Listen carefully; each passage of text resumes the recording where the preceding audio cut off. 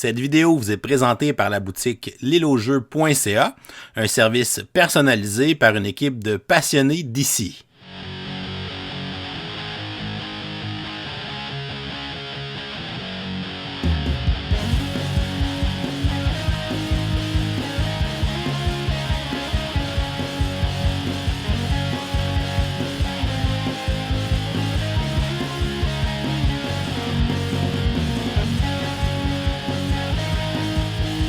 Salut gamer, bienvenue après sur Board Game, j'appelle David.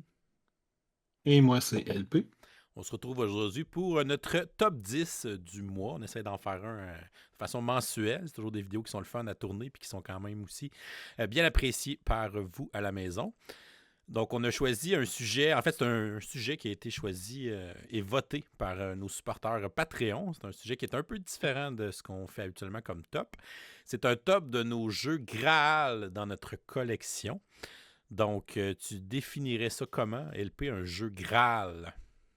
Ben, c'est pas nécessairement les jeux préférés, quoi qu'évidemment, c'est des jeux qu'on apprécie. C'est des jeux qui vont avoir un lien affectif particulier, des jeux qui vont être difficiles à retrouver. Tu sais, dans le fond, la façon que j'ai défini, si je passe au feu puis je les perds toutes, là, c'est les trucs les plus difficiles que j'aurais à retrouver, mais que je voudrais retrouver. Tu sais.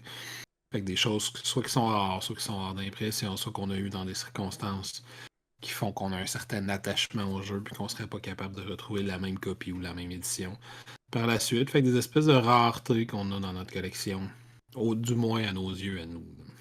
Ouais, ça vient chercher un peu l'aspect collectionneur aussi un peu plus. On parle souvent des calax remplis, des grosses ludothèques. Donc, c'est sûr qu'il y a quand même un aspect collectionneur dans le hobby, on ne se le cachera pas. Donc, le fait de posséder certains jeux rares, certains jeux qui ont une valeur sentimentale, peut-être qui ont une dédicace d'un auteur, peut-être aussi la façon dont on les a obtenus, ou un jeu qui est plus trouvable aujourd'hui, puis c'est une vieille édition, une première édition qu'on a, des choses comme ça. Donc voilà, fait qu'on va toucher un peu ces cordes-là avec le top 10 des jeux Graal. Je te laisse nous lancer ça avec ton numéro 10. Parfait. Fait que dans le fond, mon numéro 10, on tombe avec un jeu de 2015. C'est probablement le moins dispendieux de toute ma liste. Là, même en allant sur eBay, je serais probablement capable de me retrouver une copie à moins de 50$ de ce jeu-là parce qu'il valait genre 10$ quand c'était sorti. C'est un jeu de la série Love Letter, plus spécifiquement, évidemment, le Love Letter Batman, qui est de loin mon Love Letter préféré. C'est un jeu qui a énormément roulé dans mon groupe de joueurs quand c'est sorti, puis par la suite. Moi, j'ai la version qui venait dans un petit sac, là. C'est même pas celle qui venait dans une boîte, celle qui venait dans Ah un petit ouais, sac. ouais. Ouais, mais j'ai celle en Fait que boîte, c'est un... celle-là. Ouais. Fait que c'est ça, c'est un jeu qui a énormément roulé. Puis c'est un jeu que, à ma connaissance, il n'a pas été réédité jamais. Il est sorti, il a été disponible un an ou deux quand c'est sorti, fait que 2015, 16, peut-être un peu 2017, puis depuis, c'est pas trouvable, à moins que tu passes évidemment par des moyens de seconde main, fait que c'est un jeu qui a une affection particulière, là, qui a énormément roulé dans les espèces de modes de jeux de party, à déduction, des jeux de déduction, identité secrète, tout ça. Donc, fait que pour moi, ça a été un des premiers auxquels j'ai pensé, parce que ça serait très très difficile de remettre la main sur une copie si jamais je perdais ça aujourd'hui. Ouais, puis depuis que Love Letter a été racheté là, dans les girons d'Asmodée, il y a eu beaucoup de nouvelles éditions en français, justement, de l'édition de base. Ils ont fait une édition Marvel avec Thanos, Avenger. Arkham, Star Oui, Wars. c'est ça. Fait que c'est quand même surprenant qu'ils n'aient pas essayé de reprendre un peu les droits de DC pour refaire une nouvelle édition de celui-là. Je pense qu'il était quand même cool, les thématiques aussi. Ce que Ouais, j'aimais bien dans celui-là, c'est qu'on pouvait gagner des points en déduisant et en éliminant des vilains qui étaient dans ouais, la main des autres joueurs. Fait que ouais, le côté ouais. détective de Batman ressortait bien. Oh, oui, il y avait une espèce de déduction supplémentaire que tu n'as pas dans tous les Love Letters. Fait que la twist était vraiment très intéressante dans celui-là. La thématique me plaisait vraiment beaucoup, puis je trouvais ça quand même drôle. L'espèce d'ironie du titre, là, Love Letter Batman, c'est quand même un drôle de titre. Là. Ça aurait dû s'appeler Batman a Love Letter Game, mais ça, je pense qu'ils l'ont corrigé par la suite avec d'autres, là, mais celui-là, c'est quand même drôle. Ouais, ça Fait fait que une... c'était mon premier choix, mon numéro 10. Cool. Un jeu que j'ai encore, moi aussi, dans ma collection. Moi, j'ai l'édition boîte bleue. Ouais, ouais. Mon numéro 10, c'est un jeu qui a une petite histoire derrière lui. C'est un jeu qui n'est pas super le fun à jouer, mais c'est un jeu que j'ai ramené dans un périple, donc dans un souvenir de voyage. C'est Yadzi Parcs Nationaux. Donc, le légendaire jeu de dés où on essaie de faire des combinaisons, puis dès qu'on fait une combinaison, on peut la cocher sur une feuille, puis se marquer Ouais. des points. Fait que le but, ben, c'est sûr d'essayer de faire un Yadi, c'est d'avoir 5 fois la même valeur sur tes dés. C'est un jeu que tu as 2 relances. Fait que le classique des jeux de dés viennent un peu de Yadi, qui est un jeu des années 50 au final, qui a eu Ouais. tellement de moutures différentes. Il y a même un Yadi Tim Horton pour les grands fans Ouais. du Canada. Euh, donc celui-là, je l'ai acheté au Grand Canyon. Donc, en 2016, c'est l'année où j'ai parti la chaîne. Dans le fond, j'avais pris une demi-année sabbatique, puis j'avais 2 projets que je voulais faire dans ma demi-année sabbatique. Le premier, c'était de lancer ma chaîne YouTube puis commencer à faire des vidéos, ce que j'ai fait. Puis je voulais aussi faire un gros voyage. Fait que j'ai fait justement avec Patrice un voyage d'à peu près 1 mois et quelques jours, où on a fait le tour des États-Unis là, en auto, fait qu'un road trip. Et on est allé évidemment par le Grand Canyon, un incontournable, je pense, quand on visite l'ouest des États. Donc, on a couché une nuit au Grand Canyon en camping là-bas, directement au parc national. Puis il y avait une boutique souvenir. Puis tu sais, en voyage, en road trip, tu ne veux pas nécessairement ramasser plein d'affaires de toute façon. Puis un petit souvenir de voyage qui était un jeu de société, vu que je lançais ma chaîne YouTube, ça avait un petit cachet un peu spécial. Fait qu'à la boutique souvenir, il y avait cette édition-là de Yadi Parc National, qui est quand même très belle, vraiment des beaux petits symboles de couleurs au lieu des chiffres sur les dés. Fait que il y a genre un mousse sur les dés, des arbres. Le 6, c'est genre le petit casque là, de la police montée, je sais pas trop. Là. En tout cas. Puis on a joué une partie le soir où je l'ai acheté. Là. Fait que dans notre tente au Grand Canyon, on a joué à Yadi éclairé avec une lampe de poche. Patrice m'a éclaté. Je pense qu'il a fait 2 Yadi dans sa game. Mais je pense plus que j'ai rejoué à Yadi. Ben, peut-être une fois sur BGA après, mais bon. Fait que ça a resté un beau souvenir de voyage. Puis c'est encore un jeu que j'ai encore dans ma collection parce que justement, il me rappelle ces souvenirs-là. Puis c'est aussi l'année que j'ai parti la chaîne, plus le voyage. Fait que c'est vraiment un beau souvenir qui s'y rattache. Fait que malgré que c'est un jeu très ordinaire, ça reste un beau Ouais. petit Graal dans ma collection quand on sait l'histoire derrière ce jeu. Fait que c'est mon numéro 10. Donc, si on continue avec le numéro 9, là, évidemment, ceux qui vont écouter cette liste-là, s'ils suivent la chaîne un petit peu, ils s'attendent à ce que j'ai une coupe de big box quelque part en chemin. Fait que voici la première. Voici quand même une petite histoire. C'est un jeu que je recherchais pendant un certain temps parce qu'il m'intéressait, mais je le trouvais dispendieux, difficile à trouver. Et ma conjointe, aidée par toi d'ailleurs, m'en a trouvé une copie pour mon 40e anniversaire. Je parle évidemment de Foundation of Rome, qui est peut-être pas si difficile que ça à trouver aujourd'hui. Il y a certaines boutiques qui peuvent en tenir une copie. Tu peux le trouver sur le marché de seconde main, mais il va falloir que tu débourses quand même un certain montant. Ou si tu attends, ils vont sûrement faire d'autres campagnes éventuellement. Kickstarter, il y aura probablement moyen de le trouver. Mais ça va coûter cher. Fait que, Foundation of Rome, un jeu à laquelle la simplicité du jeu s'oppose à la qualité du matériel. C'est-à-dire que c'est un jeu extrêmement simple avec un matériel extrêmement léché, fait des bâtiments en 3D gigantesques. Les extensions en ajoutent encore plus. Il y a des versions qui existent qui sont avec un espèce de tank déjà dessus sur les figurines, un wash, comme on dit. Puis alors que le jeu lui-même est d'une extrême simplicité, là, on alterne entre 3 actions, là, ramasser un peu de sous, sélectionner des tuiles en payant de l'argent ou placer les tuiles sur le terrain en échange des cartes de location qu'on a, là, qui déterminent les propriétés qu'on a sur les différentes zones de Rome. Fait que donc c'est un jeu qui a été obtenu dans des circonstances particulières. Je m'y attendais vraiment pas quand je l'ai reçu, puis j'étais vraiment très très content. On avait organisé une belle journée, on avait réservé un bar pour l'après-midi. Qui était ouvert juste pour nous autres. Ma conjointe avait organisé un beau surprise avec des jeux puis beaucoup d'amis qui étaient là. Fait que c'était vraiment une belle, très très belle journée. Puis ça a été un des couronnements de la journée, c'était de recevoir ce beau jeu, qui a d'ailleurs un historique lui-même parce qu'elle avait elle-même trouvé une copie de seconde main via ton entremise par Kina de Martin. C'est Martin qui vendait sa copie parce qu'il s'était acheté l'édition peut-être avec le Wash. En tout cas, il s'était acheté l'édition plus haute, fait qu'il revendait celui-là. C'est ça. Fait que là, cette édition qui maintenant traîne dans ma collection, il ne la quittera pas. Il y a un très beau jeu, des super composantes de monsieur, comment il s'appelle, Emerson Matsushi. Matsushi. Fait que je sais qu'il y a une édition plus accessible là, qui est sortie l'an dernier, qu'on avait d'ailleurs une copie au MIP Olympiade, la Foundation of Metropolis, qui est 98% des mêmes règles. Mais donc voilà, fait que mon numéro 9, la Foundation of Rome, vraiment un beau produit qui est toujours sympathique. Sa taille est un peu un défaut parce que quand on la met dans des journées d'animation, les gens trippent toujours, ils veulent l'essayer, ils trouvent ça spectaculaire, facile à comprendre. Fait que un jeu qui a beaucoup de belles qualités visuelles, mais qui prend de la place. Prend un cube de Galax au complet lui seul. Ouais. Un beau Graal à avoir. Pour les petits jeux, les jeux de luxe, mettons, ça en est un beau. Ouais, c'est la définition même d'une version de luxe d'un jeu. Oui, tout à fait. Mon numéro 9, c'est aussi un jeu qui a une histoire derrière lui. C'est le deuxième jeu que j'ai ramené de mon 10 voyages aux États-Unis en 2016.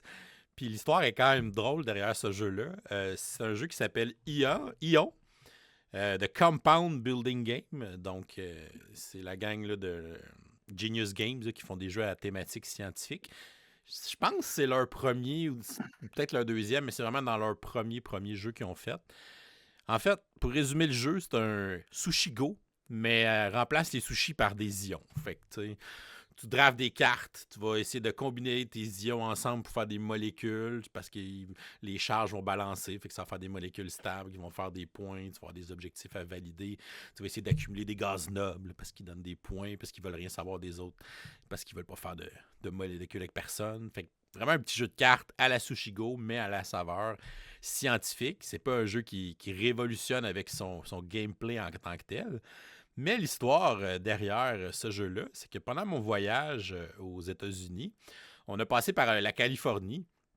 Donc, on est allé visiter un de nos amis à Los Angeles, qui habite là depuis plusieurs années.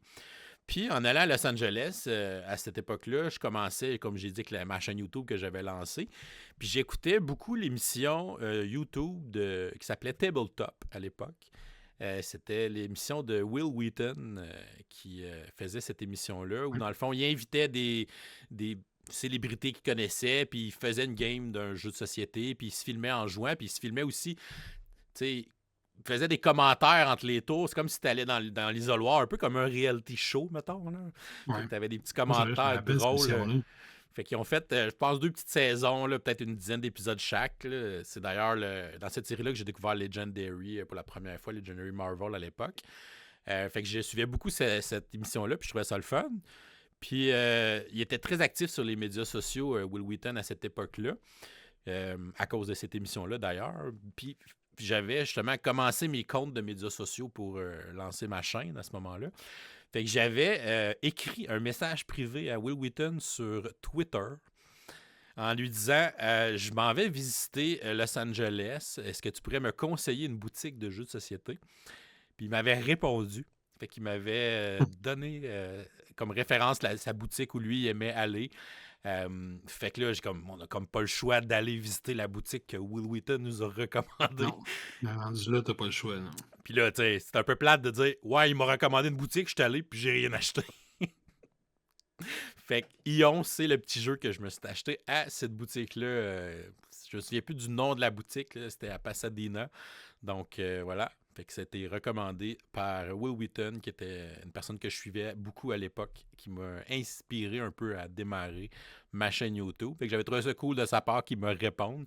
Tu sais, des fois, les célébrités, on leur écrit sur leur compte de médias sociaux. Des fois, c'est même pas eux autres qui les gèrent, ou des fois, tu sais, ils ne te répondent pas parce qu'ils reçoivent des volumes trop grands de demandes, de messages. Fait que c'est ça. J'avais trouvé ça cool. On est allé visiter sa boutique, puis on a fait un détour pour aller à cette boutique-là. Puis j'ai ramassé le petit jeu Ion que je cherchais quand même. Je trouvais ça cool parce qu'évidemment, il y avait une saveur scientifique. Puis que c'est le genre de jeu que je pourrais amener justement dans mon cours. Puis après avoir vu les ions, mais on pourrait jouer à Ion pour essayer de démêler tout ça puis comprendre. Et fait que c'est ça l'histoire derrière ce petit jeu-là. Fait que c'est pour ça que c'est un petit Graal que j'ai encore une fois dans ma collection. À cause de son histoire qui est derrière lui. Ils ont d'ailleurs fait une réédition en 2022 de ce jeu-là. Donc, il devrait être encore accessible aujourd'hui. Voilà. Fait que c'est mon numéro 9, Ion, The Compound Building Game. Cool. Mon numéro 8, on est encore dans une grande boîte. On est dans ce que j'appelle les belles années de FFG. Là, fait que les grandes boîtes rectangulaires là, qui finissaient plus, qui ne rentrent pas de nulle part. C'est un jeu que j'avais cherché pendant plusieurs années. J'ai mis la main dessus probablement autour de 2014-15. C'est un jeu de 2010 qui s'appelle L'Hérésie d'Horus, ou en anglais Horus Heresy, qui est un jeu dans l'univers de Warhammer 40 000, qui raconte dans le fond, là, pour ceux qui connaissent l'univers, qui raconte un peu l'invasion de Horus, justement, qui s'est rebellé contre l'Empereur. Puis c'est la bataille qui fait de l'Empereur ce que l'Empereur est maintenant dans Warhammer 40 000, ou en tout cas ce qui était à l'époque où je jouais à Warhammer 40 000. Là, ça peut avoir bien changé dans les 15 dernières années. Ça évolue vite. Fait que c'est un espèce de wargame à 2 joueurs où il y a le terrain, le plateau. C'est drôle en plus parce que le plateau il est comme tout troué. Puis t'as des espèces de bases en plastique à mettre un peu partout qui vont ressortir à l'intérieur du plateau. Fait que ça te fait des tours puis des bases, etc. en 3D. Fait que ton environnement est en 3D. Ou t'as des troupes que tu vas placer partout en début de map, qui sont les troupes de l'empereur. Puis Horus, c'est une espèce de rebelle qui descend, fait que lui il va y avoir des troupes qui vont descendre sur le plateau à différents moments de la partie que tu vas recruter. Puis il y a plein de troupes qui sont des rebelles, mais que toi, tu sais, Horus, tu vas placer des jetons en début de partie, puis tu vas, à un moment donné, tu vas les flipper, puis tu vas dire, bon, ben, ta gang de 5 soldats qui sont là sont à moi. Ça, c'était des rebelles de ton armée desquels je vais prendre possession pour te taper dessus. C'est un jeu qui était très très lourd de règles, là, qui était quand même assez difficile à comprendre et à bien assimiler au niveau des règles, mais pour les amateurs de Warhammer 40 000, là, c'est un excellent jeu pas de duel, là, c'est pas vraiment une thématique, ou une sorte de jeu de duel, mais un jeu à grand déploiement à 2 joueurs, un petit peu dans les familles de jeux comme la Guerre de l'Anneau, c'est un contre un avec des règles quand même asymétriques, où les règles de combat sont les mêmes, le cœur, le système au cœur du jeu est le même. Mais il y a une asymétrie dans la façon de jouer, une asymétrie dans les stratégies, dans qu'est-ce que tu vas déployer. Il y avait plein de petites affaires intéressantes, les terrains 3D, j'ai jamais vu ça. Cette fonctionnalité-là, il y avait des bases avec une espèce de support pour que tu puisses, tes jetons de points de dégâts, tes snappets directement sur les bases en plastique de chacune des figurines. Puis ça, j'avais cherché ça super longtemps. Puis c'était une boutique qui s'appelle, je pense, Gamekeeper à Montréal, juste sur le bord de Laval, qui avait, en allant là, j'avais vu une copie qui était à 50% de rabais parce que le fond de la boîte était tout défoncé. Fait que je m'étais précipité là-dessus, j'ai tout tapé ça pour réparer ça, fait que ça paraît pas si pire que ça. Mais ça permet d'avoir cet excellent jeu dans un univers qui m'a toujours plu beaucoup. Là. Fait que tous les jeux de Warhammer, de Necromunda, etc., c'est toutes des affaires que j'avais trippé plus jeune, fait que je l'avais cherché longtemps. J'avais été vraiment content de réussir à mettre la main là-dessus. Puis j'ai encore ça précieusement dans ma collection. Un jeu de 2010 qui est extrêmement difficile à trouver aujourd'hui. Là. C'est évidemment une ligne. Fantasy Flight ne possède même plus la ligne de Warhammer. Fait que tous les jeux qu'ils ont déjà fait là, dans l'univers de Warhammer, ils ne pourront plus jamais les faire. C'est Games Workshop qui a récupéré tout ça. Mais donc, voilà. Fait que mon numéro 8, c'est l'hérésie d'Horus. Je l'ai en français. En plus, wow. Vraiment cool. Ouais. Je pensais que tu allais nommer StarCraft quand tu as dit grosse boîte rectangulaire. Mais qui sait peut-être plus tard. Mon numéro 8, c'est quand même drôle qu'on enregistre aujourd'hui parce qu'il est étrangement remonté dans le Hotness BGG aujourd'hui parce qu'a été lancé sa réimpression sur, je pense, sur GameFound. Fait que j'avais mis Colosseum, jeu de 2007 de Days of Wonder. Donc un jeu où on va gérer des combats de gladiateurs à Rome, dans le Colisée. Puis qu'on est des impresarios qui organisent des spectacles avec des animaux, des gladiateurs, des fleurs et tout ça. Fait que c'était à l'époque vraiment un jeu qui était très cool, côté matériel, parce que Days of Wonder, il y avait quand même une coche sur tout le monde à cette époque-là. Il n'y avait pas beaucoup de jeux qui avaient leur standard de matériel.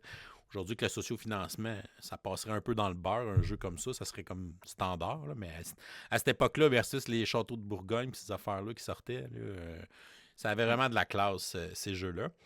Puis dans le fond, on va avoir un plateau où on va pouvoir justement avoir notre Colisée qui va être là. Et on va aller au marché pour acheter des tuiles qui représentent les éléments de spectacle qu'on peut mettre dans notre spectacle. On va s'acheter des spectacles qui vont dire justement qu'est-ce que tu dois mettre dans ton spectacle pour pouvoir le faire. Fait qu'il y a un petit peu de négociation, un petit peu d'enchères, gestion de ressources, set collecting pour essayer de faire tes spectacles. Tu as aussi des sénateurs qui vont se promener sur le board, l'empereur qui va se promener sur le board. Fait que s'il tombe dans ton Colisée quand il y a un spectacle, ben, tu as évidemment plus de spectateurs parce que l'empereur est présent ou des trucs comme ça. Tu peux manipuler les dés qui font déplacer pour qu'ils tombent dans ton Colisée, justement. Tu peux upgrader ton Colisée, tu peux l'agrandir, tu peux lui mettre des add-ons de spectateurs, tout ça. Puis je trouvais que le système de pointage était assez unique à ce jeu-là. Donc, c'est un jeu que tu faisais un spectacle à chaque manche, mais tu n'accumulais pas les points à chaque manche. Puis ton score, dans le fond, c'était ton meilleur spectacle. Fait que ton but dans la game, c'est de faire le meilleur spectacle. Si ton meilleur spectacle est 30 points, puis la manche d'après, tu en fais un de 25 points, mais tu restes à 30 points parce que ça reste ton meilleur spectacle. Fait que je trouvais ça vraiment original. C'est vraiment cool comme jeu. Puis c'est un jeu qui a été difficile à retrouver parce qu'évidemment, ils n'ont pas reprinté ce jeu-là par la suite chez Days of Wonder. Il y avait la compagnie TMG qui avait les droits de ce jeu-là, qui a fait une deuxième édition, tout juste avant que TMG ferme leur porte. Fait que, elle a comme pas eu une durée de vie très longue, cette deuxième édition-là. Puis étrangement, aujourd'hui, a été lancée sur GameFound la nouvelle réimpression là, de Fantasia Games, qui ont repris les droits de Colosseum. Fait qu'ils refont une nouvelle édition de Colosseum, puis en même temps, ils sortent un nouveau jeu dans le même univers thématique, là. Un espèce de jeu euro de gestion un peu plus. Là, fait qu'ils sortent ces deux jeux-là dans une campagne aujourd'hui. Fait que c'est quand même un peu drôle qu'on enregistre aujourd'hui. Fait que ce jeu-là, qui était une belle pépite que j'ai eu dans les débuts de ma collection, puis que j'ai encore aujourd'hui. Puis qui est quand même très cool à ressortir une fois de temps en temps. Fait que vraiment un jeu qui a bien vieilli, je trouve, puis qui a encore de la gueule avec sa présentation puis sa présence sur la table aujourd'hui. Fait que Colosseum, je suis pas allé regarder encore la page de la nouvelle édition, voir si c'est cool. J'imagine qu'avec Fantasia Games, ça risque d'être assez beau aussi. Ouais. Fait que voilà, mon numéro 8, Colosseum. Mon numéro 7, c'est un jeu également qui a une belle présence sur table pour son époque. C'est un jeu de 2008, là, fait qu'on est en pleine mode des jeux coopératifs là, qui commencent à exploser, avec les Chevaliers de la Table Ronde qui était venu quelques années avant, Pandémie qui est sorti cette année-là, je pense, 2008, puis ça commençait à pulluler. 7 ou 8, là, ouais, peut-être. Mais celui-là, il a longtemps eu la réputation, à ma connaissance, d'être un des plus difficiles à gagner. Et c'est Ghost Stories de nos amis français. Et là, je parle de Ghost Stories, c'est tant qu'à être dans les pépites, je parle de Ghost Stories avec les deux extensions. Fait qu'il y avait une extension qui s'appelait, là j'oublie les noms, là, le Temple, je sais pas quoi. Puis il y avait le Black Secret, je pense, qui transformait le jeu en un contre tous, puis un autre qui transformait d'autres objectifs avec un espèce de temple. J'ai même les cartes promo où il faisait des jeux de mots douteux avec des acteurs de films d'arts martiaux. On essaie de mettre le nom Rice partout. Là. Fait qu'il y avait Chuck Norris, puis il y avait B. Rice Lee, puis il y avait Jean-Claude Van Rice. Quand même. Jean-Claude Van Damme, sa carte était quand même drôle, par exemple, parce que il faisait un split sur la carte, fait qu'il était 2 cartes de large, fait qu'elle prenait comme l'espace de 2 fantômes. Puis il avait donné une entrevue louche là, avant que ça sorte, cette affaire-là, qui disait qu'il était aware. Il était aware, fait que c'était un mot-clé qu'il avait rajouté dans le jeu, puis il l'avait sur la carte. Mais bref, Ghost Stories, un jeu de Tower Defense où tu vas avoir un village composé de 9 cases, tu vas tourner des cartes à tous les tours de jeu, un certain nombre de cartes selon le nombre de joueurs et la difficulté du jeu. Le but, c'est de se rendre au boss puis le battre, mais entre-temps, chaque carte que tu tournes, c'est des fantômes que tu dois placer sur les plateaux personnels des joueurs autour du plateau. C'est un jeu qui est particulièrement efficace à 4 parce qu'il va toujours avoir les 4 couleurs de joueurs sur le plateau en même temps. Puis là, on va se déplacer, puis à ton tour de jeu, grosso modo, soit tu te déplaces, en fait, tu te déplaces, puis soit tu prends l'action de la tuile sur laquelle tu te trouves, chaque tuile de village a un petit pouvoir, soit tu essaies de combattre un fantôme qui est face à toi. Puis il y a beaucoup de hasard, c'est difficile de mitiger le hasard dans ce jeu-là. Fait que c'est un jeu qui peut être quand même assez sacrant. Il avait été réimplanté quelques années, il y a quelques années, peut-être en 2017, 18, 19, là, dans ces eaux-là, sous le titre de Last Bastion. On me dit, j'ai déjà joué une partie ou deux, Jules, là. Il est un petit peu plus facile, un petit peu mieux équilibré, mais celle-là, c'est comme le original, là, the OG, extrêmement difficile, extrêmement raide, puis qui était dans une thématique quand même qui n'a pas été explorée tant que ça depuis. Fait que le jeu était dans des couleurs particulières, très colorées, avec un visuel super intéressant sur les cartes parce qu'il était dans l'espèce de mythologie chinoise avec les fantômes, les créatures chinoises. Fait que c'était vraiment une histoire de village de fantômes, comme certains très bons films que j'avais écoutés jeune de village de fantômes chinois. Fait que ça, j'avais toujours trouvé ce jeu-là fascinant. Les extensions amènent des touches vraiment intéressantes où tu as des espèces de piliers de cristaux là, aux quatre coins du plateau, puis tu essaies d'ouvrir des portails pour sauver des villageois. Fait que tu vas avoir des jetons de villageois. Tu as une autre extension qui transforme ça en un contre tous, où je me rappelle plus du nom du méchant, là, je ne me risquerai pas à le nommer, là, mais où le méchant il est incarné par un des joueurs, puis tu as un deuxième étage qui se rajoute au village où tu peux aller dans les Feng, catacombes on a sous pas de même. Yu Feng. quelque chose comme ça. Là. Liu Fang ou Yu Fang, ouais, ça a de Ouais. l'allure. Ben c'est ça, ça rajoute un étage de catacombes où tu peux aller te promener là-dessus, puis il y a comme des démons qui se promènent là, puis le méchant il développe des pouvoirs, mais les héros sont plus forts aussi pour combattre ça. Fait que c'est vraiment un super beau produit, extrêmement difficile. Fait que quand quelqu'un me dit là, je veux qu'on joue un co-op extrêmement tough, il ressort de temps en temps. Si tu veux qu'on se fasse planter, ça va me faire plaisir. Ce jeu-là va te servir la leçon de ta vie. Mais encore super beau produit aujourd'hui, très difficile à trouver, n'est plus réédité. C'était-tu Boza ou Catala qui le faisait celui-là? Je pense que C'était c'est Boza. Boza. Ouais, c'était Antoine Boza. Ouais, c'est ça. Puis voilà, fait que Ghost Stories. C'est drôle, moi, c'est un jeu que j'avais acheté usagé à l'époque. Puis c'est le premier jeu que j'ai acheté de notre ami Vincent Beaulac. C'est la première fois que je le rencontrais, c'était Ouais. pour y acheter ce jeu-là. Fait qu'on le salue. Ok. Fait que Mon, tout est dans tout. ouais. Mon numéro 7, c'est un jeu qui est pas facile à trouver non plus, même s'il est récent, parce qu'il n'a pas été vraiment distribué à grande échelle dans des versions retail. Donc, c'est vraiment quelque chose qui était plus exclusif au socio-financement. Puis c'est un jeu d'une thématique qui me plaît beaucoup, puis qu'il n'y a pas eu tant de jeux qui ont bien réussi à utiliser cette thématique-là. C'est le jeu Trick Shot, qui est un jeu de hockey. Donc, un jeu de hockey sur table. Donc, on va incarner évidemment une équipe de hockey. Donc, on va essayer de faire des buts pour pouvoir gagner. C'est un jeu qui est basé sur des dés. C'est un jeu qui a quand même un aspect de push your luck qui est assez présent. Donc, on va lancer des dés pour pouvoir déplacer nos patineurs, pour pouvoir faire des passes, pour pouvoir faire des lancers, essayer de faire des buts.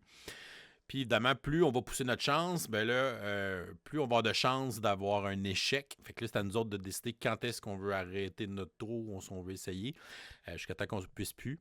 On peut mettre des règles optionnelles pour avoir des mises en échec. On aurait des règles un peu plus avancées si on veut avoir un peu plus de punch à l'intérieur de nos parties. On peut avoir aussi des pouvoirs sur notre carte d'entraîneur là, qu'on va pouvoir flipper. Quand on change les lignes et tout ça, on va pouvoir activer certaines habiletés. Fait qu'on peut mettre ces règles-là lorsqu'on est habitué. Puis c'est un jeu aussi qui a fait une belle édition avec les figurines pré-peintes. Fait que c'était quand même vraiment très cool comme édition. Puis je me souviens, j'avais eu l'occasion de jouer avec le prototype parce que la compagnie m'avait contacté pour faire une vidéo en français.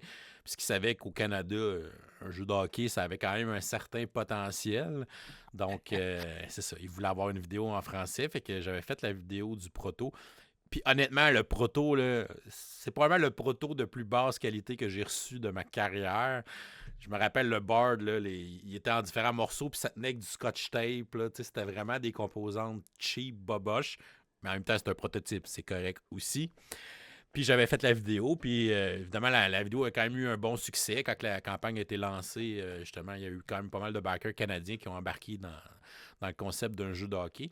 Puis je me souviens à l'époque, même mes contacts chez Asmodée Canada m'avaient contacté pour que je les mette en lien avec l'éditeur parce que ça les intéressait de peut-être le distribuer au Canada. Finalement, j'ose comprendre que ça n'a pas fonctionné comme deal de distribution à grande échelle, malheureusement.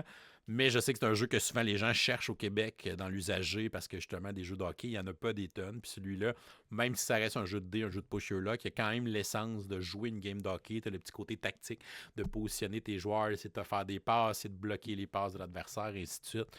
Fait que c'était vraiment une thématique vraiment bien réussie là, avec Trick Shot. J'ai évidemment reçu l'édition de Deluxe pour me remercier de ma vidéo aussi à l'époque. Fait que j'ai la belle édition avec les figurines peintes. Depuis ce temps-là, il y a eu une deuxième édition du jeu sur Kickstarter avec justement un petit refresh des règles puis des petits ajouts ou corrections. C'est ça. Fait que si vous voulez le trouver, c'est soit le site de la compagnie ou dans l'usager, malheureusement, parce qu'il n'a pas été distribué à très grande échelle. Fait que Trick Shot, qui est mon numéro 7. Je continue donc avec mon numéro 6, qui aura probablement été un de mes premiers, Je te dirais Dungeon Crawl que j'ai joué des heures et des heures et des heures coopératif. C'est un jeu de 2011. J'en avais joué d'autres avant, mais celui-là, il est venu chercher une place parce qu'en 2011, si on se rappelle bien, il y avait une série de jeux vidéo qui roulait depuis quelques années, qui marchait très bien, puis il était rendu à faire le 2, si ma mémoire est bonne, dans ces années-là, peut-être le 3. Je parle de Gears of War. Hmm. Le jeu toujours de FFG, là, fait que je suis déjà à mon deuxième FFG, peut-être pas le dernier. Fait que Gears of War, excellent, excellent dungeon crawl dans l'univers du jeu vidéo, d'un designer que t'aimes beaucoup d'ailleurs, c'est Monsieur Corey, Ah, ben qui oui, l'a c'est fait, vrai. qui l'a designé seul. Fait que Corey, je savais comment prononcer son nom de famille, Koneska, ouais. Koneska.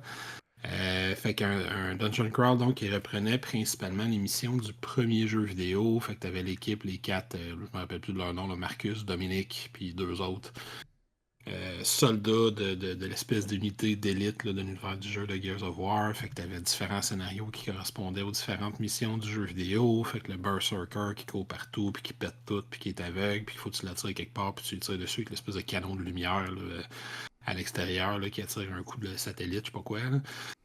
T'avais les petits bombers qui viennent te sauter dessus. T'avais un système de loot qui était très représentatif du jeu vidéo. Fait que à chaque fois que tu tues un ennemi, il y avait un jeton qui tombe à terre. Quand tu y allais, tu peux flipper le jeton puis potentiellement trouver l'arme de l'ennemi. Fait que j'ai rarement eu encore aujourd'hui un dungeon crawl qui a donné cette impression-là que tu as dans les jeux vidéo, là, que tu es tout en train de changer de gun là, parce que tu trouves un armateur, là, c'est ta nouvelle, tu plus de balle de l'autre, fait que tu prends la nouvelle, puis tu tires avec celle-là, puis tu continues. Lui, il offrait ça, c'était intéressant. Tu avais les règles de grenade, tu avais les règles pour te mettre à couvert là, derrière les bureaux renversés sur le coin des murs, des trucs comme ça. Fait que c'était vraiment un très très très bon Dungeon Crawl qui fonctionne encore super bien aujourd'hui avec son système de règles. Il avait sorti une mini extension pour pouvoir prendre le même matériel mais faire les missions de Gears of War 2 ou d'une partie de Gears of War 2, là, je me rappelle plus très bien, que j'ai également l'extension. Fait que c'est pas non plus super facile à trouver. Puis il y a encore une certaine demande aujourd'hui. J'ai trouvé ça drôle parce que c'est aujourd'hui ou hier que sur le Discord, il y a quelqu'un qui a demandé Hey, si quelqu'un a Gears of War à vendre. J'ai failli répondre Ben oui, je l'ai, mais il n'est pas à vendre parce qu'il est dans mon top que je tourne cette semaine. Donc, on salue Charles-Étienne. Donc, c'est ça. Fait que Gears of War, encore super bon aujourd'hui. Il sort plus très souvent étant donné la quantité astronomique de jeux qu'on a, mais j'ai encore certaines demandes pour le sortir. J'ai un groupe d'amis justement de Laval qui aime beaucoup ce jeu-là et avec qui je le joue de temps en temps. Fait que c'est un très beau produit de l'époque là, qui a percé qui a traversé le temps pour moi. Puis qui est plus trouvable. C'est cool. Puis, tu sais, les adaptations de jeux vidéo, ça marche pas tout le temps non plus. Fait que d'en avoir des Non. bons, c'est le fun. Là. Puis c'est un excellent jeu vidéo. Lui-ci, on scrape un peu la série de ce que j'ai compris. Le 4 puis l'autre d'après, là, ça a l'air qu'ils sont moins bons. Moi, j'ai joué juste aux 3 premiers, qui étaient excellents. Mais donc voilà, mon numéro, on est rendu à quoi 6 Gears of War et ses extensions. Cool.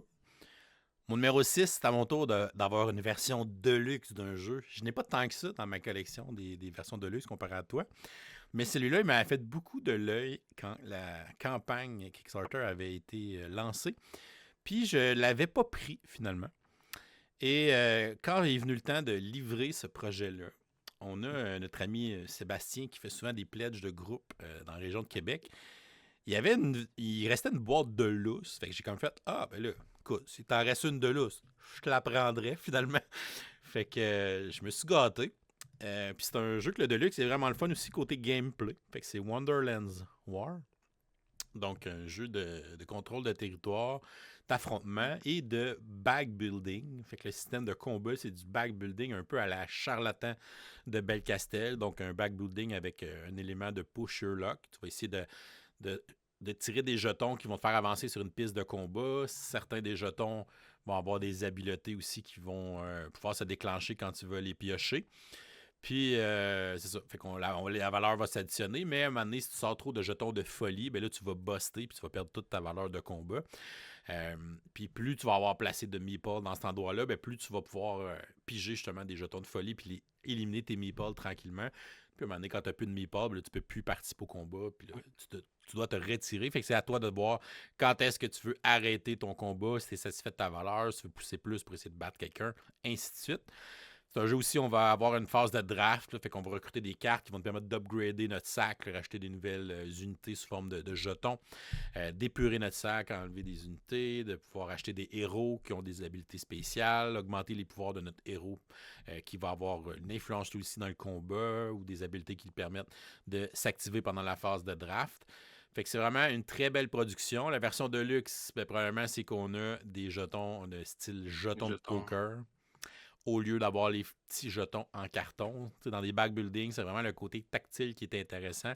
Fait que d'avoir cette édition de luxe-là, je trouve que ça donne vraiment un beau cachet quand tu le joues puis tu manipules ça dans ton sac.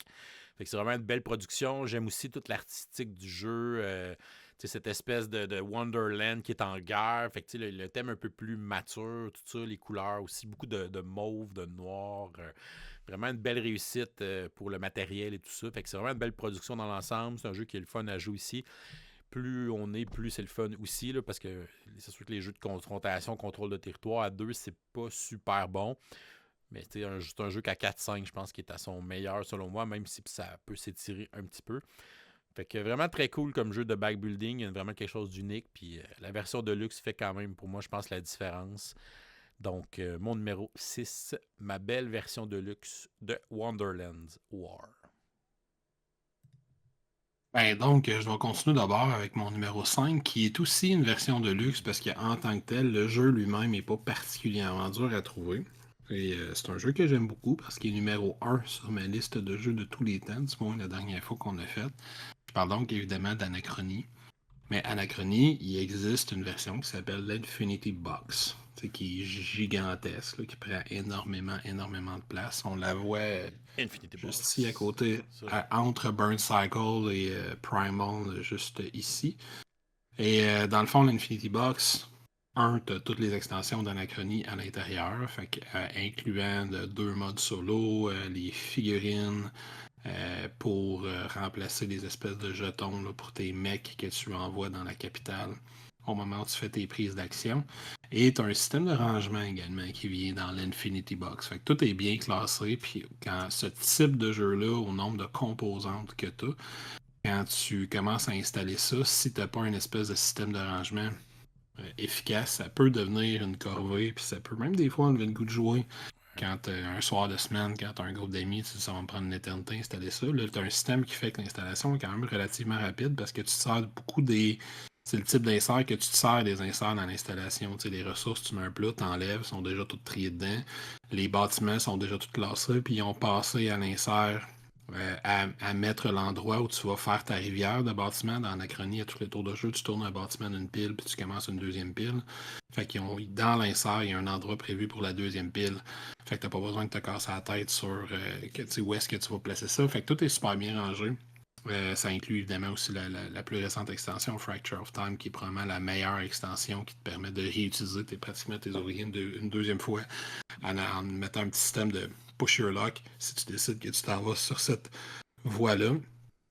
En plus du visuel de la boîte que je trouve vraiment super, que tu as montré précédemment, que je trouve vraiment cool. Fait que l'espèce de combinaison de tout ranger dans un morceau, mon jeu préféré, avec les ressources, là, vu que j'avais pris la version Kickstarter de la boîte de luxe, j'ai toutes les versions acryliques de tous les jetons de plastique. Les ressources sont toutes en métal. Fait que c'est des petits cubes en or, puis des petits cubes en espèce de métal turquoise, puis gris, puis vert, puis etc. Puis les espèces de petites ressources, là, justement, pour Fracture of Time, sont toutes faites en plastique avec une espèce de cristal mauve à l'intérieur. Fait que les ressources sont toutes d'extrêmement bonne qualité, sont toutes super belles. Ça a coûté cher. Fait que ça ferait mal à perdre et avoir à se reprocurer parce qu'il y aurait la boîte, les extensions, les modes solo, les ressources spéciales. Fait que c'est vraiment un des produits que j'aime le plus. La raison, il aurait probablement été numéro 1, voire 2, mais c'est juste que c'est l'aspect de luxe du jeu qui est dur à retrouver parce qu'en tant que tel, le jeu et ses extensions lui-même, c'est relativement facile de mettre la main là-dessus. Là. C'est l'aspect de luxifié de la patente qui n'est pas trouvable aujourd'hui. Ouais, très cool, très Fait bon que c'était choix. mon numéro 5. Ouais. Mon numéro 5, c'est un jeu qui a été quand même un beau coup marketing parce que c'est un spin-off d'un jeu, mais qui a été en édition limitée. Fait qu'évidemment, il est difficile à trouver. Le jeu original, c'est Fiesta de los Muertes. Puis dans le fond, celui que je vais vous parler, c'est Fiesta de los Juegos. Fait que c'est un spin-off de Fiesta de los Muertes. Dans le jeu de base, c'est un espèce de jeu de party d'association de mots. Dans le jeu de base, on doit faire deviner des noms de personnages célèbres, dans le fond, qui ont décédé. Donc, c'est la fête des morts. Puis c'est un espèce de jeu du téléphone. Là, fait que tu vas recevoir comme un nom de personnage. Puis là, tu vas devoir écrire un indice qui te fait penser à ce personnage-là. Puis après, tu vas passer ta plaquette à l'autre qui va écrire un indice qui fait penser au mot que tu lui as donné. Puis ainsi de suite. Fait que c'est une espèce de jeu de téléphone où nos indices vont un peu se déformer. Puis à la fin, on va essayer de replacer les indices finaux avec les bons personnages. Fait que d'essayer de retracer un peu la ligne de mots d'association qui a été faite. Et dans le fond, cette édition-là, Fiesta de los Juegos, c'est le même principe, sauf qu'au lieu d'être des noms de personnages, c'est des noms de board game. Donc, ça a été fait par la compagnie qui l'a édité. C'est, si je me rappelle bien, Old Chap Games, justement, compagnie française. Puis, dans le fond, ils ont fait plein de cartes avec des noms de jeux de société. Puis, ils ont vendu cette édition-là à Cannes, je pense en 2022. Ça fait à peu près 3-4 ans. Donc, au Festival de Cannes, ils avaient un nombre de copies fixes de cette édition spéciale-là du jeu. Puis, c'était la quantité qu'on avait. Fait que, je sais pas, s'il y en avait 1000, mais les 1000 premiers pouvaient l'avoir. Puis, les gens qui étaient médias le recevaient. Puis, c'est d'ailleurs mon ami Mathieu de On Joue Dessus qui en avait reçu une copie et lui, ses amis aussi avec qui il faisait son podcast en avaient reçu. Fait qu'ils avaient comme plein de copies de ce jeu-là finalement. Fait que quand il est venu au Québec, il m'en a donné une en cadeau. Fait que c'est pour ça que j'ai eu une copie parce qu'évidemment, je ne suis pas allé au Festival de Cannes. Fait que c'est le fun aussi, l'histoire aussi derrière ce jeu-là. Le fait que c'est une édition limitée du Festival de Cannes puis qui m'a été donnée par un ami aussi comme cadeau quand on se voit dans le temps des fêtes. Là. Fait que souvent, moi, je fais un petit cadeau qui est plus représentatif d'un jeu nord-américain puis lui, il essaye de me donner un jeu plus représentatif de l'Europe. Fait que c'était une belle attention. Puis c'est vraiment le fun à jouer, mais évidemment, il faut des joueurs qui connaissent l'univers du board game. Là. Tu peux pas amener ça à ton party de Noël, ils vont être comme non, on sait pas c'est quoi nous autres Catan ou Pandémie ou Time's Up. Puis il y a vraiment quand même beaucoup de cartes, là, c'est quand même assez large. Il y a des jeux moins connus que d'autres, là, mais il y a quand même les classiques aussi, les plus faciles. Les Scrabble, Monopoly, Clou de ce monde sont quand même là dans les cartes. Puis sont identifiés justement si tu joues avec des gens qui sont un peu plus grand public, ben, tu peux prendre des cartes un peu plus grand public aussi. Puis si tu joues avec des gamers, des board gamers, ben, là, tu peux jouer à l'édition avec toutes les cartes. Fait que vraiment le fun comme jeu de party. Fait que j'ai vraiment joué plusieurs parties l'année que je l'ai eu. Puis évidemment, je vais le garder parce que c'est quand même un jeu d'une édition limitée que j'aurais pas pu avoir autrement qu'au Festival de Cannes à cette année-là. Donc, mon numéro 5, Fiesta de los Juegos, le spin-off de Fiesta de los Muertes. Fait qu'on est déjà rendu au numéro 4. Dans mon cas, mon numéro 4, on va revenir un petit peu vers le jeu de type Dungeon Crawl. C'est un jeu qui avait eu une campagne relativement modeste, je pense que c'était en 2015 ou 2016, sur Kickstarter, qui est rapidement devenu l'un de mes favoris. Puis c'est un jeu qui n'a jamais été réédité. La compagnie est morte depuis longtemps. Et ils ont même, si je ne me trompe pas, ils n'ont même pas réussi à fournir tout ce qui était censé fournir de la campagne de base avec des errata qui avaient été promis, puis une trame sonore, etc. Il y a du stock, sont morts avant que ça finisse. Moi, heureusement, j'ai tout ce qu'il faut pour jouer. C'est un jeu qui s'appelle Fireteam Zero, qui est un jeu que j'aime beaucoup, qui est basé sur une série de romans d'un auteur qui s'appelle Mike Langlois. Et l'une des particularités que j'avais appréciées, c'est que c'est aussi lui le designer du jeu. Fait que ça, c'est plus rare, ça. Ah ouais, fait que c'est lui qui a créé. Oui, c'est ça. Il a créé les romans, puis il a créé le jeu avec un autre. Fait que j'assume que c'est principalement l'autre qui était l'auteur principal, si tu veux, du jeu, puis que lui, il était là pour faire des inputs puis des trucs comme ça.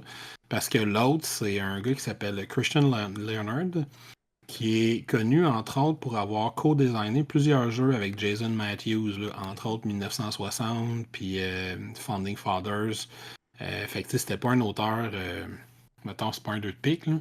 Fait que l'Anglois, il s'était associé à lui pour faire ce jeu-là. Fait que Fireteam Zero, c'est une thématique hyper intéressante de Deuxième Guerre mondiale mélangée avec de l'horreur. Fait que c'est les espèces d'histoires qu'on entend souvent dans les Hellboy et compagnie, que troupes nazies cherchaient à jouer avec l'occulte, puis là, il a rouvert des portails avec des bébites qui arrivent d'un peu partout, puis qui viennent scraper tout ça. Puis nous, on est une espèce d'équipe qui est parachutée derrière les lignes ennemies, puis qui va aller enquêter. Fait qu'il y a un système d'événements à l'intérieur du jeu qui est très intéressant. Le jeu est très narratif. Ça reste une petite production, fait que c'est pas comme les gros Kickstarter que tu as 6 millions de personnages que tu peux utiliser. Lui, tu en as 4 et seulement 4. Fait que puis il n'y en aura jamais d'autres, là, parce que le jeu il est mort depuis. Mais chaque personnage est représenté par un deck de cartes. Fait que ça, je trouvais ça intéressant. Puis c'est un jeu, il y a un autre jeu qui fait quelque chose de similaire, mais je me rappelle plus c'est lequel, où que tes points de vie et tes actions, c'est la même ressource. Fait que quand tu fais une action, tu as 6 cartes, je pense, dans tes mains dans un tour de jeu. Quand tu fais une action, tu peux jouer autant de cartes de ta main pour que ton action soit très forte. Mais les cartes qui te restent dans ta main à la fin de ton tour de jeu, c'est tes points de vie. Fait que si tu manges 3 points de dégâts, il faut que tu défausses 3 cartes de ta main, puis tu repiges une main pleine au début de chacun des tours de jeu. Fait que si tu décides que tu fais une grosse attaque puis tu défausses 5 cartes, ça veut dire que tu as juste un point de vie à la fin de ton tour. Si tu décides que tu es prudent, tu joues juste une carte, tu as 5 points de vie pour survivre autour des ennemis. C'est un jeu qui est vraiment relentless, là, pour le terme en anglais. Fait que les monstres n'arrêtent, c'est des vagues incessantes qui viennent à toi parce que tu as un certain nombre de monstres sur la map en fonction du nombre de joueurs. Puis peu importe combien tu es en dessus, ils respawnent toujours à leur maximum de nombre au début de chacun des tours de jeu. Fait que si tu joues puis il y a 8 monstres, t'en tues 4, mais le tour d'après, il y en a 4 qui respawnent. Si t'en tues 6, le tour d'après, il y en a 6 qui respawnent. Fait qu'il y a toujours le nombre maximum de monstres au début de chacun des tours de jeu. Ce qui fait que c'est pas tant toujours des tueries que tu essaies de faire, mais de contrôler où ils vont aller, d'essayer d'atteindre tes différents objectifs. Il y a plein de missions différentes qui existent. C'est un système de campagne, mais des campagnes de 3 parties. Une partie est environ 90 minutes à 2 heures à peu près. Fait que c'est 2 séances de jeu, 3, puis tu as fait une campagne au complet. Le système de progression il est intéressant. C'est des cartes que tu rajoutes dans ton deck qui sont plus puissantes. Fait que vraiment un super beau jeu, du beau matériel, des super bonnes idées, une narration, moi-même le CD audio que personne n'a reçu, moi je l'ai reçu, que je suis très chanceux. Puis voilà, fait que c'est mon numéro, on est rendu à quoi? 4, Fireteam Zero, encore un de mes jeux préférés aujourd'hui. J'aurais aimé qu'il y ait d'autres contenus qui sortent, mais ça arrivera pas. Non. Nice. Mon numéro 4, moi aussi je reste dans les Dungeon Crawl. C'est un Dungeon Crawl qui est plus facile à trouver aujourd'hui. Parce qu'il n'a pas été réédité pour une 2e édition. Donc, c'est ça. Il faut le trouver dans l'usager. Puis des fois, certaines des extensions sont quand même dispendieuses. Fait que c'est Star Wars Imperial Assault. Assaut sur l'Empire. Donc, déjà un jeu de 2014 qui a plus de 10 ans. Donc, c'était un jeu... En fait, c'est un jeu tous contre un. Donc, un joueur qui joue l'Empire, puis 1 à 4 joueurs vont jouer les rebelles. Puis, on va faire une campagne, là, fait qu'on va jouer différentes missions. Puis, selon l'issue des missions, selon qui gagne la mission, les récompenses vont être différentes. Puis, le branching de la campagne va être différent. Fait qu'on va toujours continuer, peu importe qui a gagné. Ce qui est le fun, c'est que le joueur, justement, qui joue l'Impérial va aussi gagner des upgrades, va améliorer ses Stormtroopers, va gagner des cartes, va les dépenser avec son expérience. Fait qu'il y a vraiment ce sentiment-là de le fun. Même en étant le 1, tu peux quand même avoir un côté progression. Ce que tu n'as pas tout le temps dans ce genre de jeu-là. C'est souvent les autres qui jouent coop qui vont progresser. Puis toi, tu es souvent plus le DM, si on veut, là, le maître de jeu. Alors que là, tu te sens un peu plus comme un joueur à part entière parce que tu as ton XP, tes upgrades, tes petites cartes cachées que tu vas débloquer tranquillement. Fait que ça, c'est super, super thématique, super le fun. Il y a quand même plusieurs boîtes d'extensions. Là, il y a 4 grosses extensions, 2 ou 3 petites extensions, puis il y a beaucoup de matériel. Il y a aussi beaucoup de character pack, parce qu'à l'époque, ils mettaient dans les extensions des jetons en carton pour faire les héros spéciaux.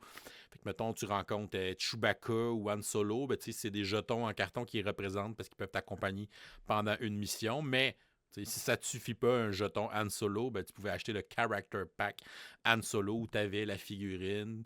Puis il y avait aussi un mode skirmish dans le jeu. Fait que là, tu avais des cartes skirmish qui venaient aussi dans les Character Packs qui étaient un incitatif supplémentaire pour l'acheter. C'est un jeu aussi que j'ai plein de beaux souvenirs de ce jeu-là. L'année passée, pour ma fête, on avait fait la campagne de Tron dans une journée au complet. C'est d'ailleurs les dernières extensions que je m'étais procurées sur le marché usagé que j'ai dû acheter de personnes aux États-Unis parce que c'est plus trouvable, là, que j'ai quand même payé cher, mais c'était comme les 2 dernières extensions qui me manquaient, celle de Tron puis celle de l'Empereur. Fait que là, j'ai toutes les boîtes d'extension du jeu. Fait que je suis quand même déçu de voir qu'ils n'ont pas eu annoncé une deuxième édition ou quelque chose comme ça avec ce jeu-là. Ouais, ça commence à faire des années là, qu'on prédit qu'ils vont finir par annoncer la Ouais. deuxième édition. Ils l'ont fait avec Decent dernièrement. Fait que je me dis peut-être c'est peut-être le prochain parce qu'ils continuent de sortir du matériel de Star Wars avec d'autres licences, là, d'autres jeux. Là, mais Ouais, ouais. puis ils l'ont, la licence, là, c'est eux autres qui font Star Wars le jeu de Unlimited. cartes et tout ça. Là. Ouais, c'est ça. Fait qu'ils sont encore bien occupés dans le département Star Wars, mais je suis déçu qu'Imperial Assault ait été laissé de côté. Fait que on va prier à chaque année qu'ils nous annoncent une deuxième édition.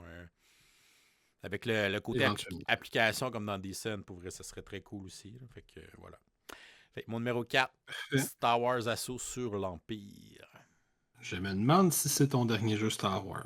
Pense pas. Mon numéro 3, on va rester en 2014. Mon numéro 3, c'est un jeu que j'ai été un peu surpris parce que quand j'ai fait mes recherches pour savoir à quel point un jeu pouvait être une pépite, non, j'ai quand même vérifié, mettons que j'essaie de racheter, là, je fouille, je vais sur eBay, sur Amazon.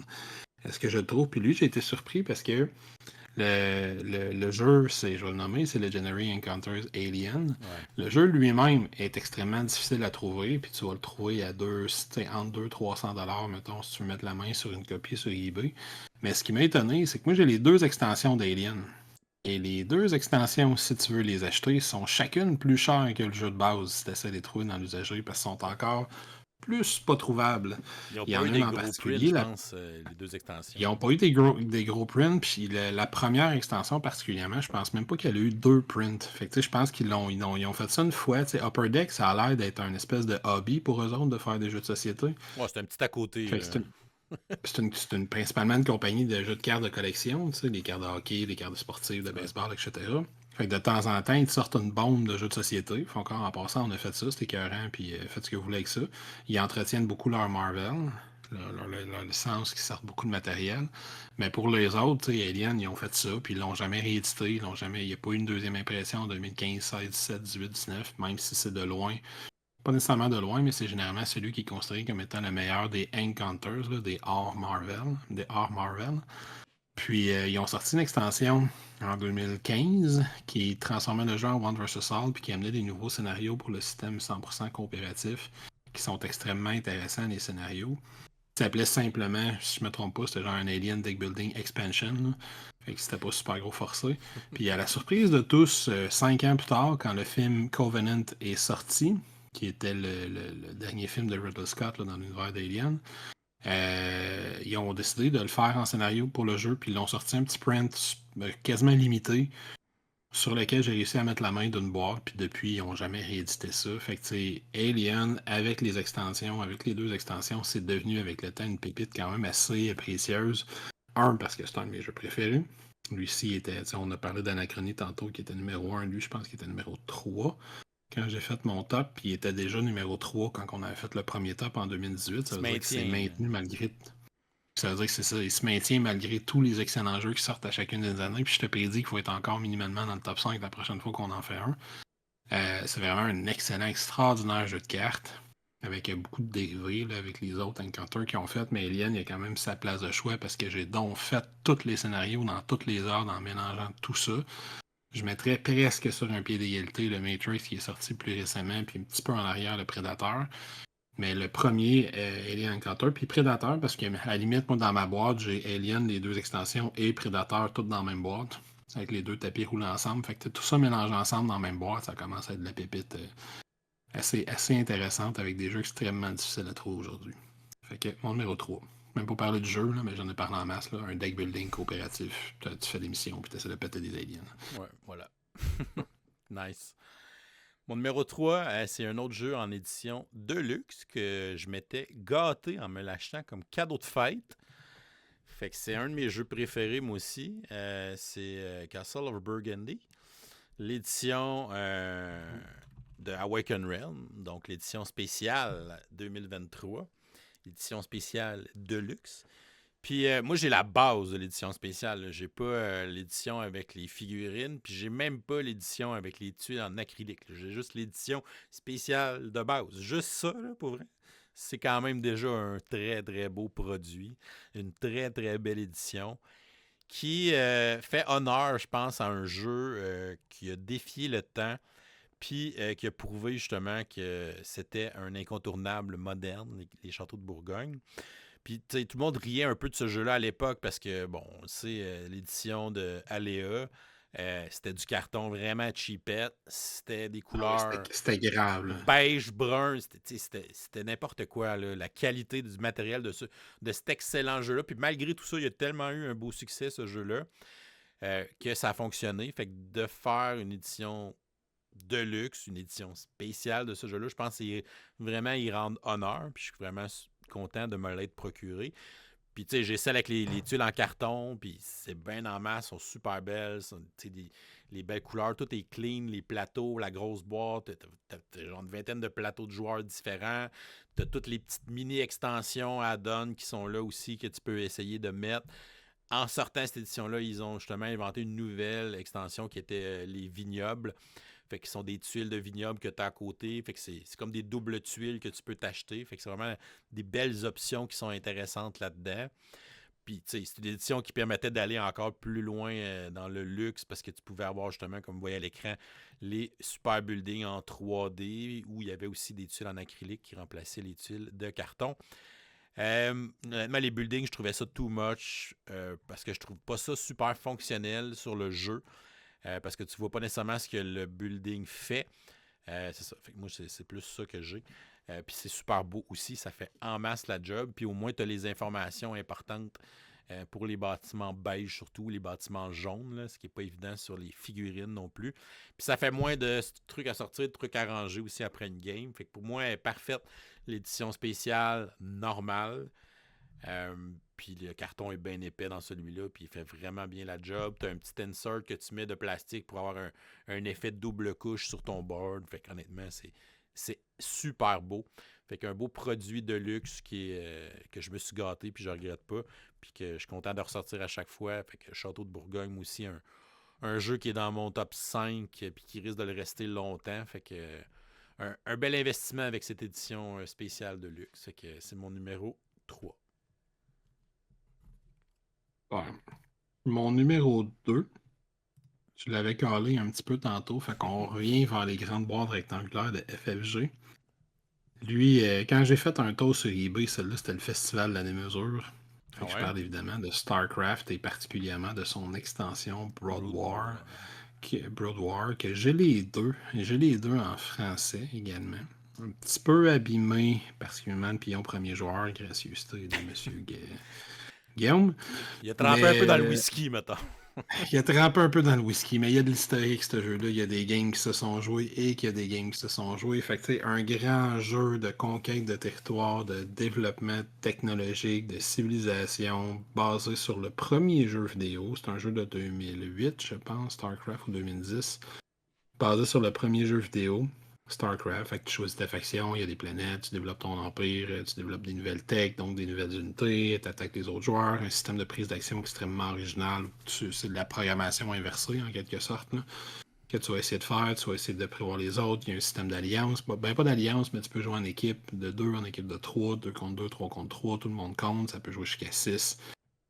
Des règles quand même assez touffues, mais quand même assez pas si complexe que ça à comprendre pour un jeu de cette envergure-là. Du matériel super intéressant, mais du matériel d'époque. Là. Fait que des grosses figurines de plastique chunky, toutes de la couleur de ta faction. Là. Fait que tout orange, tout jaune, tout rouge, ainsi de suite.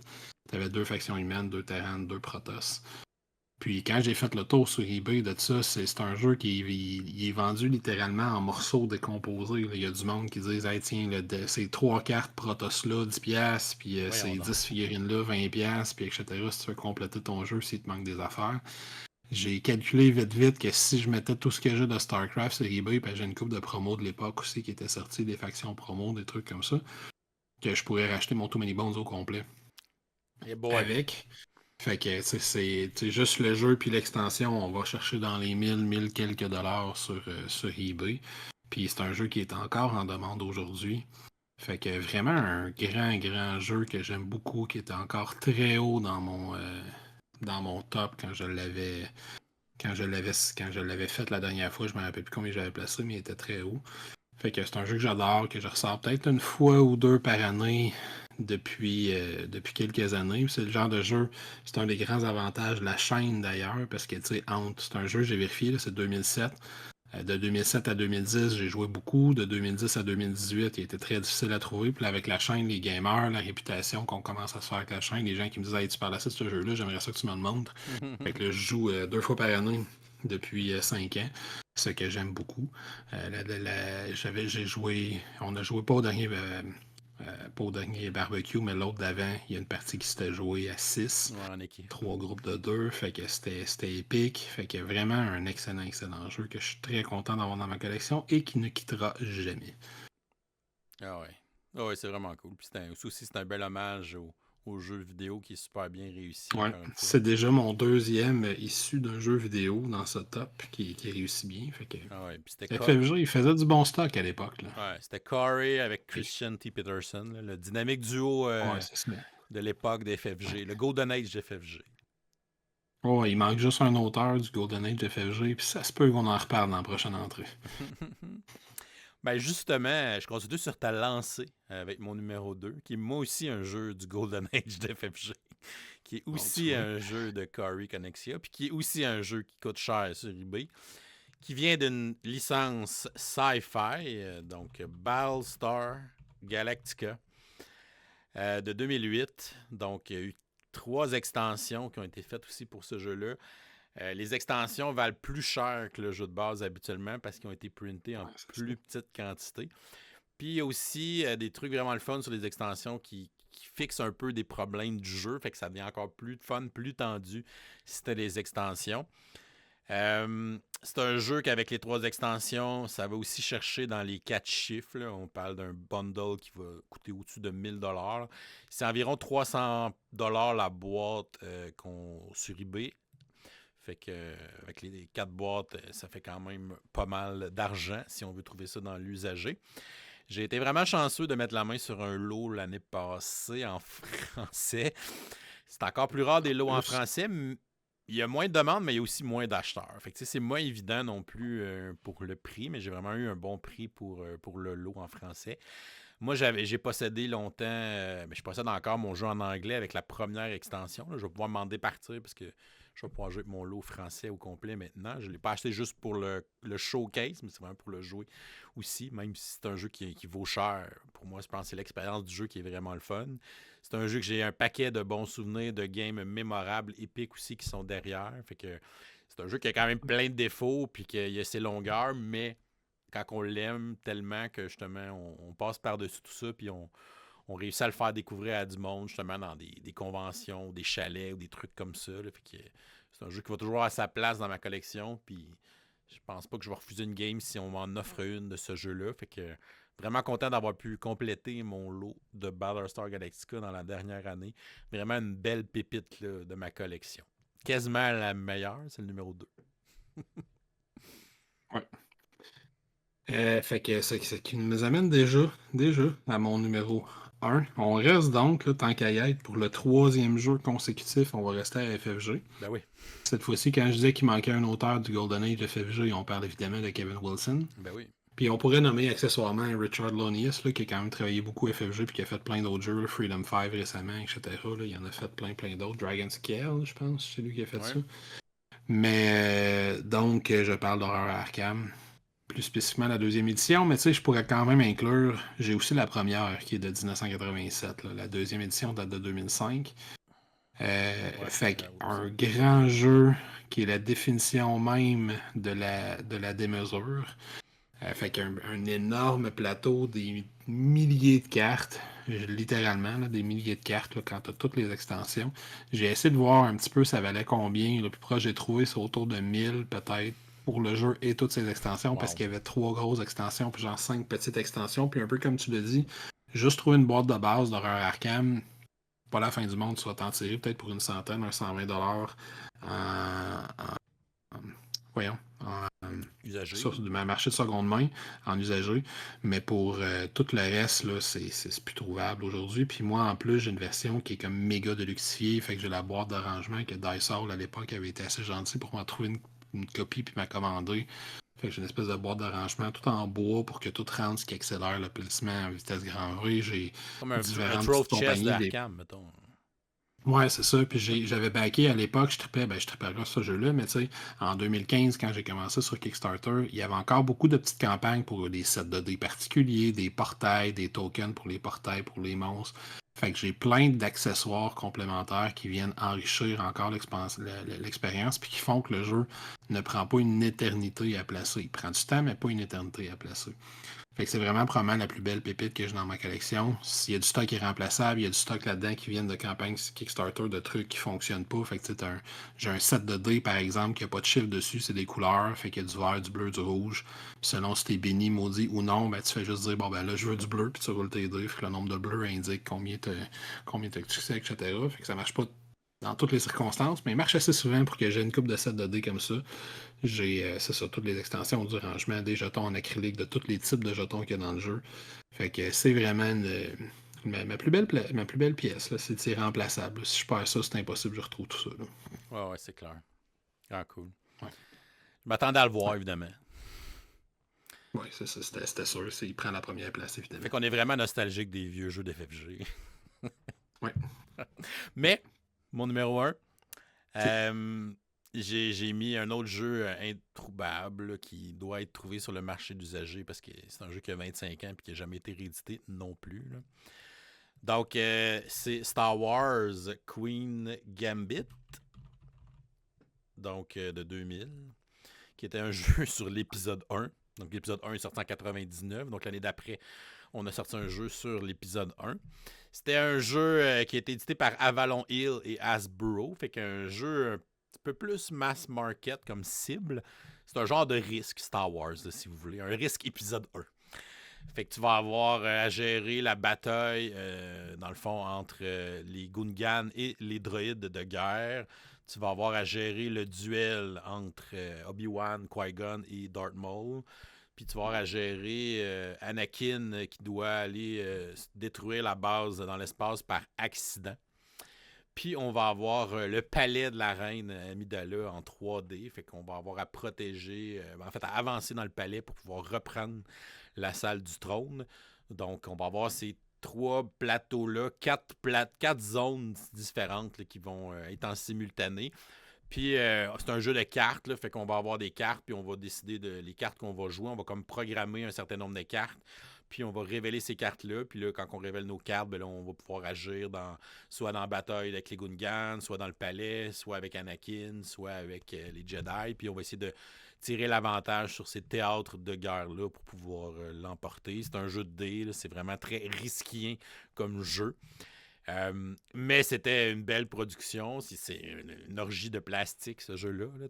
T'as les Battle Droids, t'as les Destro Droids, t'as tous les petits Jedi, t'as des petites figurines de Natalie Portman. T'en as 3 parce que t'as Amidala puis t'as ces 2 decoys que tu vas pouvoir cacher pendant la partie pour savoir où la vraie, l'autre il le sait pas.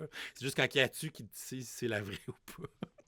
Il y a quand même des petits tricks thématiques qui sont le fun, c'est drôle. Fait que c'est un jeu qui c'est vraiment du chunkage de dés. C'est de base le gameplay, mais ça reste le fun pareil. C'est divertissant quand on se met à embarquer dans cette thématique-là, qu'on met la soundtrack du film, puis là, c'est Duel of the Fate qui joue. Puis là, comment on joue des cartes Jedi, on lance les dés, on essaie de tuer Darth Maul.